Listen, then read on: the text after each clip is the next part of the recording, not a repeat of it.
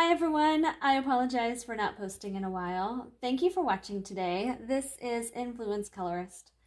I've been taking a bit of a creative brain break and working on some projects around the house.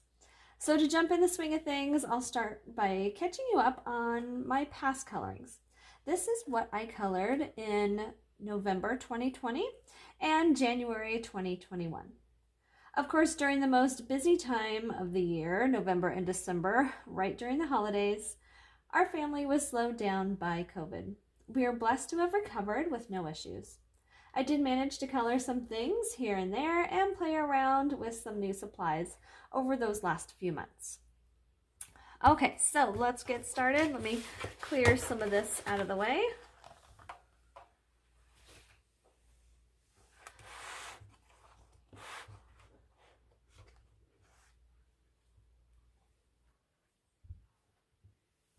All right, this is The Magical City by Lizzie Cullen.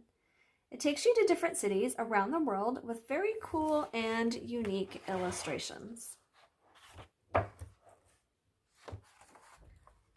Whenever I'm feeling intimidated by a book or a new supply, I search out other colorists on YouTube. The colors that influenced me with this book are Coloring with Elena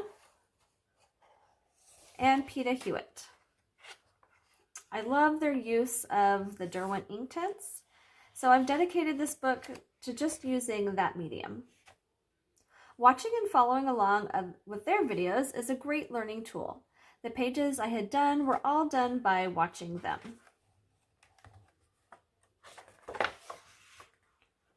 This is the Great Wall of China.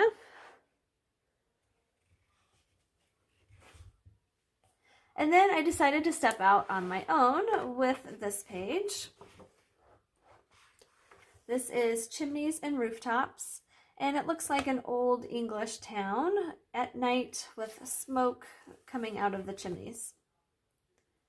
I used the Inktense pencils, and I wanted more of a smoky and neutral color palette. So there are a lot of shades of grays and browns, but then pops of bright yellow and oranges for the lights and stars. For the most part, I like the way it turned out. I'm not happy with this part. I think I did a pretty good job doing the shading on some of the other buildings, but for some reason, I could not get this. And the one thing I've learned with the Derwent Inktense is that it's not as forgiving as like watercolor pencils. Once it's down, it's kind of down. Where watercolor, you can maybe dilute things or go over it, but this one I feel like once it's set, it's set. So definitely need some more practice with the Derwent Inktense, but for the most part, I think the overall feel and look of what I was going for turned out good. All right, that's The Magical City by Lizzie Cullen. All right, next book. This is Yippee, Kawaii, Yay, Mandala Magic Volume 1 by Dani, Banani of Funusual Suspects. This was purchased from Etsy, and it's been one of my go-to books for when I want something fast and fun, which for the most part have been my choices recently. It's fast because there are repeated shapes, and fun because the characters and themes in this book are just so darn cute. For this month, I chose Ready, Set, Grow. And it features cute little vegetable characters. And my color palette has many shades of green and yellow, but it really helped liven things up with the purples and pinks. I used the Ohuhu markers.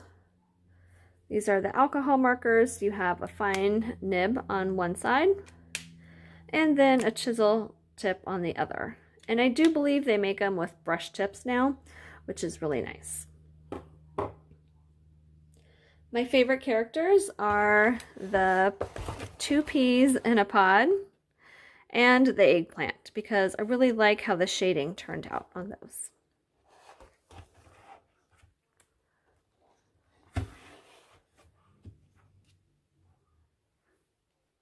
Okay, next we have Disney Silhouettes by Hatchet Heroes.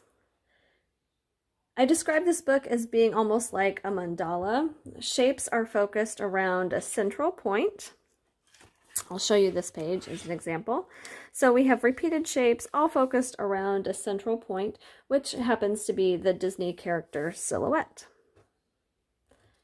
It's also been one of my go-tos for fast and fun coloring. And I actually debated on whether or not I wanted to show you this page. I've been really happy with all my other pages, but for some reason this one just didn't turn out the way I wanted, and I feel like I messed it up. So this is Elsa from Frozen, and maybe it doesn't look as bad on camera, but believe me, it's a hot mess in person. I guess it's good to know that not all your pages have to be perfect. Sometimes when you experiment, it's a hit, and sometimes it's a mess. So we'll just chalk this up as a learning experience. I had this vision of the sky would be this dark purple and have swirls of white wind and snowflakes, really pretty, and then this kind of frozen water splatter in the background. I used gouache paint, and I think that was my downfall, because everything I put on top of it, anything white I should say that I put on top of it, turned pink. So any white Posca, white gel pen, you can see the gel pen, like the sparkly gel pens, even turned pink. Also the blue kind of splotchy watercolor background, I used an acrylic watered down light blue, and I think because the paper is so thin, it just didn't move and dry like I thought it would. So other supplies that I used, gel pens, I used some stickles to create that kind of sparkly look, and then color pencils. So even the white color pencil didn't go over the gouache paint like I thought it would. I thought it would stand out a lot more, and I could maybe hide some of the background with the white pencil, but again, it just didn't move like I thought it would move. So anyway, unfortunately, it's one of those that when you want your whole book to look really nice, there's always that one that isn't the best. But again, I learned a lot. I learned that gouache does not act the same as acrylic paint.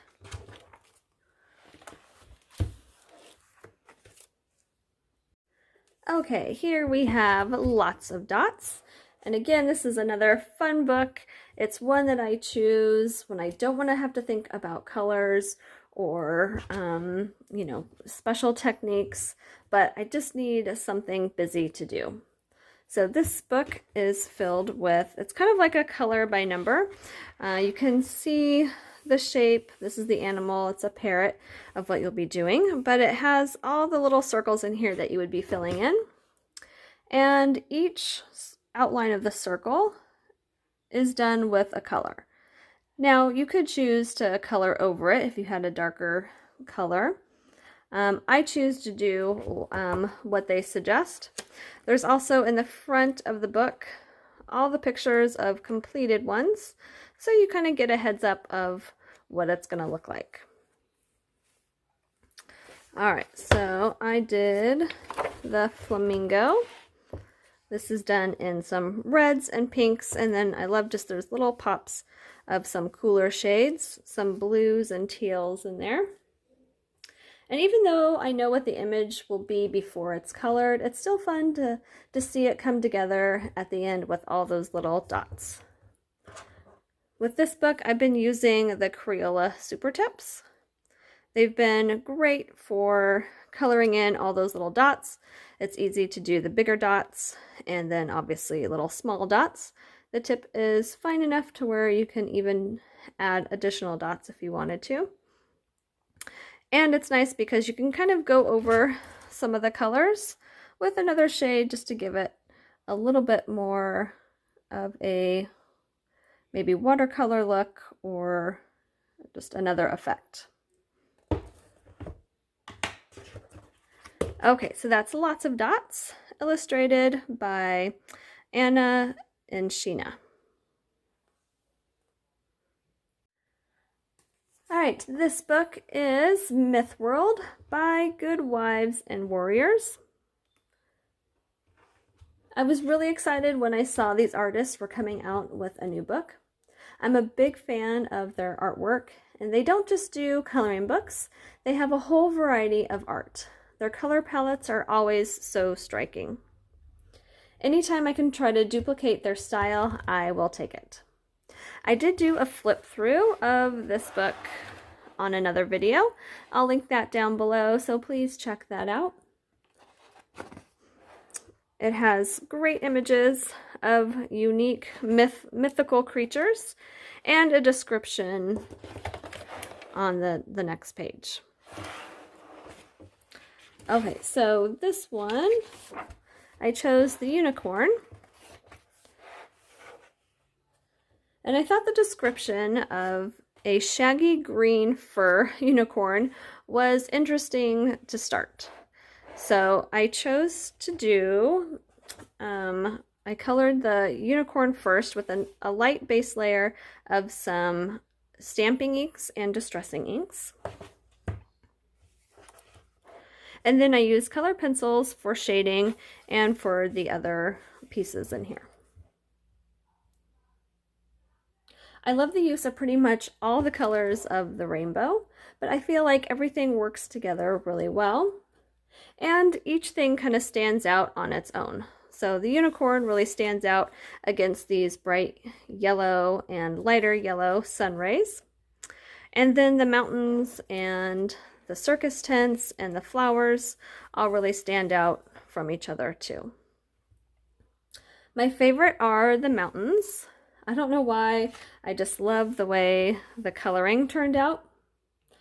And I always kind of do a practice page before, just playing around with colors. So I make a copy of areas that I think I'm going to struggle with color palettes, or I want to see how they play with each other.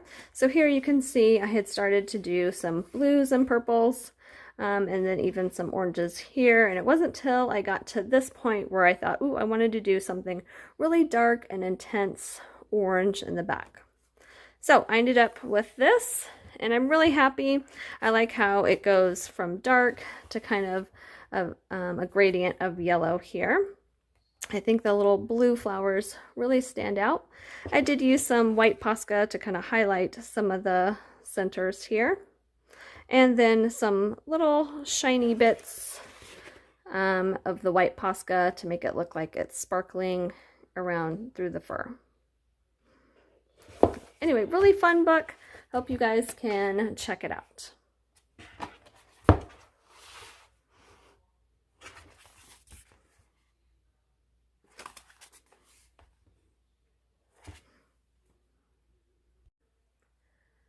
All right, the last thing I did this month was to try some watercolors.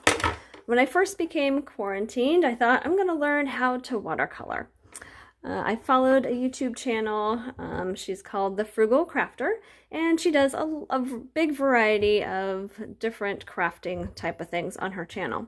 And I had seen a couple different watercolor styles, so I thought I really wanted to teach myself how to watercolor paint, not just watercolor in coloring books.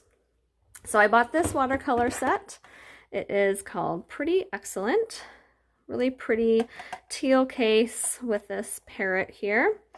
And I thought it gave me, as a beginner, it gave me a good palette of colors.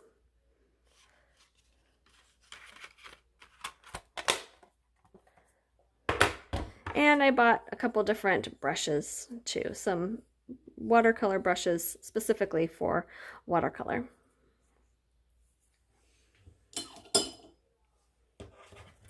So I wanted to do a set of like desert wildlife pictures, and she had one like a follow along of a ram. So that was my first one, and I thought I did a pretty good job for being my first time. I drew out the ram, and I think she draws it out on her channel too. I can't remember if she's filming her drawing or not. But then she goes step by step on how to place the watercolors, the different colors. And I just thought the colors were so pretty. I really love the style of kind of more of a splotchy watercolor technique. So yeah, then again, like I wanted to do some desert wildlife. So then I drew out a jackrabbit and tried, again, that kind of splotchy technique. Although I'm not watching someone do it, it's a lot harder. So I thought I got the hang of it, but then when I tried my own drawing, it didn't work out quite as easy as it did on that one. I still got kind of some blotchiness on here, but it took quite a few tries to get the right colors to fall where I wanted it to fall and not run too much. So yeah, still need to work on that. And then I did a little bird. So all in all, not bad.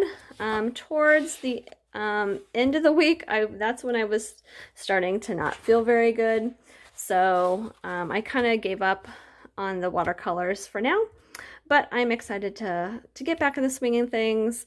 There's a couple different books that I want to try to help out with watercolor too. So anyway, that is that. And on to January.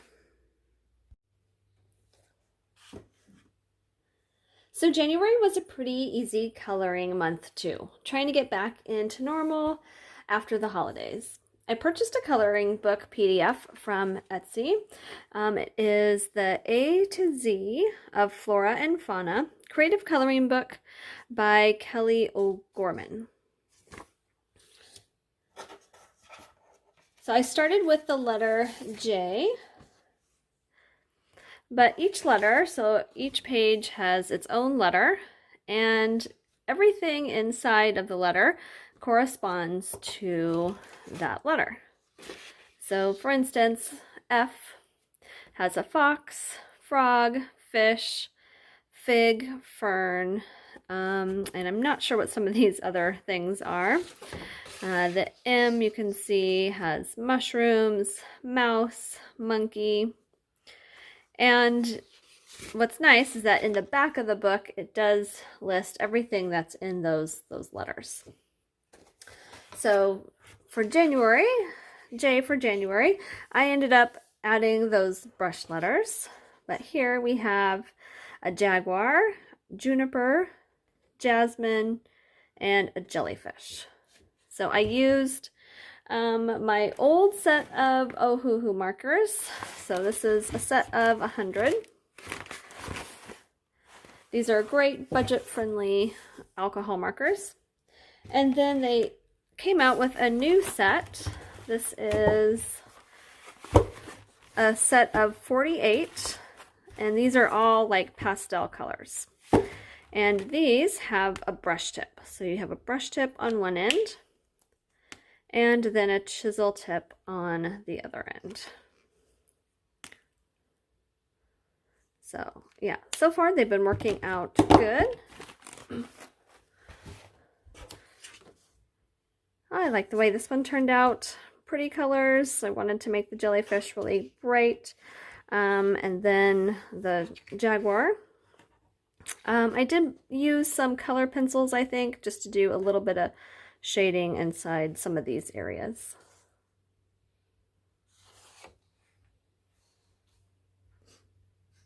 All right, number 2 is Disney silhouettes again. Going back to my easy and fun coloring. So Disney silhouettes, and this page I am much happier with than my previous one, the Frozen one. So this is Dumbo, and influenced by some vintage circus posters. So that is how I colored the tents, kind of more rust color, not very bright, bold circus tents. And I did use bright colors for the stars. And I usually try to pull colors from the character and add them in somewhere. So in this case, Dumbo being kind of that gray blue color, I use that for these splotches in the background. And it creates a nice backdrop for all these other colors. I love the clouds. It kind of made a little bubbly texture. And yeah, for the most part, I used Prismacolor pencils, though like I said, I used a little bit of the Crayola Supertip markers for the stars to make them nice and bright.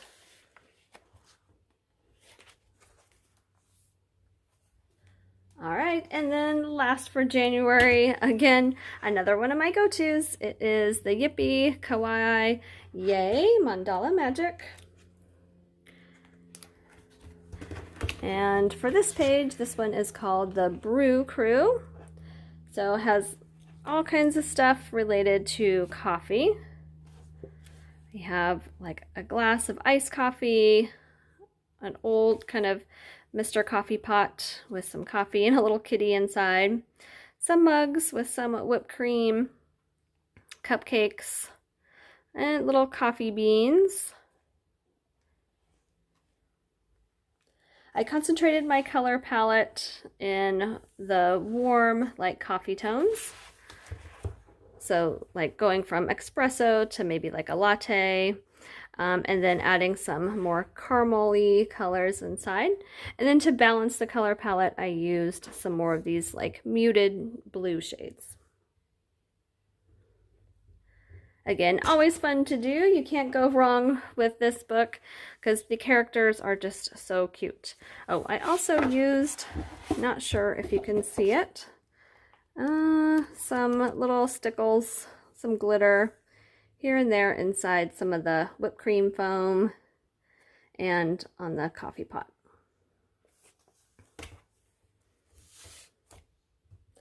Okay, that's it for now. Hope you guys enjoyed and you're all staying safe. Happy coloring, and we'll see you next time.